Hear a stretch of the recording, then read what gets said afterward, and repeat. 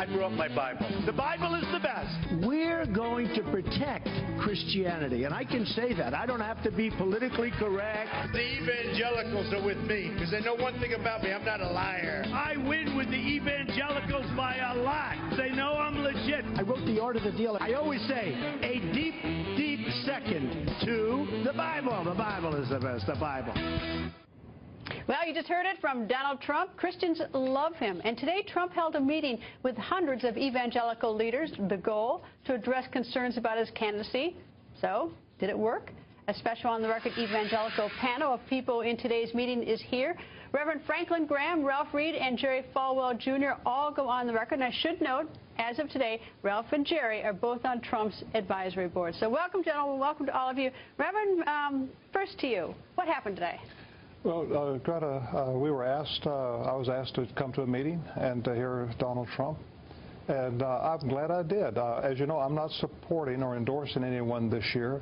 I'm going to all 50 state capitals to hold prayer rallies on Capitol steps, and that's what I'm doing, and I promise people that I won't get involved and endorse anyone. But I was invited to hear him, and I'm glad I did because I think he answered everyone's questions. There are people that had I think, good concerns. When I say good, concerns, and they were honest concerns. And I think Donald Trump addressed most of those today. Jerry, you were there as well. In fact, I think you're an early endorser of Donald Trump, if I'm correct. What did you think today? I was very impressed. He was very presidential, and he's really showing a deeper understanding than I've ever seen before of issues that are important to conservatives and to Christians. He talked a lot about his Supreme Court nominees. He talked about how they're all going to be pro-life. He talked about support for the nation of Israel, and he was strong on that issue. That's something that was very important to the group in that room. He also talked about so many other issues that are so important to, he talked about religious freedom. That was the #1 concern, religious liberty, because the government now is impinging on the religious freedoms of people of faith, and those were the key issues. He went a lot longer than he promised the group he would go. I was very impressed, and I was honored to introduce him, and I tried to point out to the crowd that we have such a simple choice this election.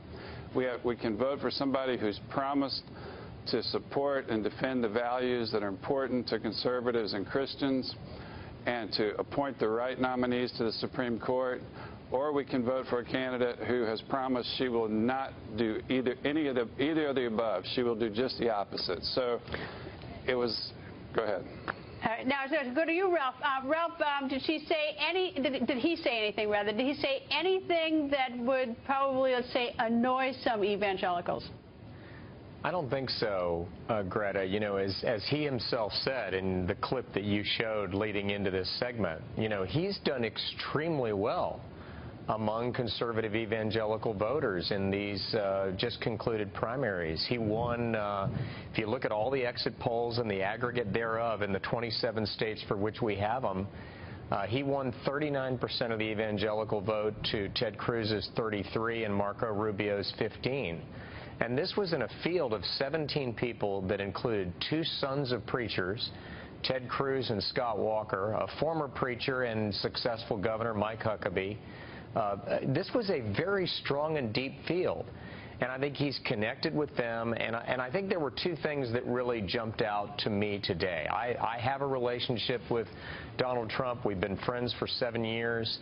I like him. I consider him a friend. I was neutral in the primaries, but there were 2 things that I think really made a difference to these leaders today who still needed to hear some things and have some concerns addressed. The first was when he talked about ending the IRS's and the Internal Revenue Code's death penalty and strict prohibition on churches being involved in civic activities.